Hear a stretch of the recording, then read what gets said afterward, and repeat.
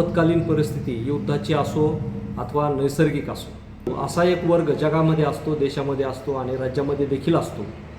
तो म्हणजे व्यापारी, पुढारी आणि अधिकारी.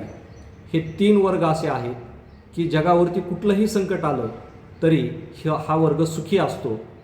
आणि त्याहीपेक्षा सांगायचं म्हटलं तर जेव्हा जेव्हा संकट येतात तेव्हा या वर्गाला अति आनंद झालेला असतो. कारण संकटामध्येच यांना संधी मिळते. कारण संकट ही संधी घेऊन येतात. मग ती आपण पाठीमागची कोरोनाची परिस्थिती पाहिली असेल. कारण अशा परिस्थितीमध्ये उत्पादन कमी होतं आणि त्याचबरोबर वस्तूंचा पुरवठा ज्या गतीनं व्हायला पाहिजे त्या गतीनं होत नाही. आणि मग त्याची कृत्रिम टंचाई निर्माण करण्यामध्ये पहिल्यांदा व्यापारी पुढे येतो आणि हा व्यापारी टंचाई निर्माण करून वाढीव भावाने त्या वस्तू विकायला सुरुवात करतो. म्हणजे त्या ठिकाणी त्याला ती संधी निर्माण होते.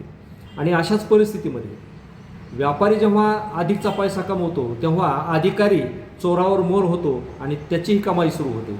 आणि हे 2 वर्ग जास्त कमवायला लागले की त्याच्यावरती पुन्हा पुढारी आपले हात धुवून घेतो.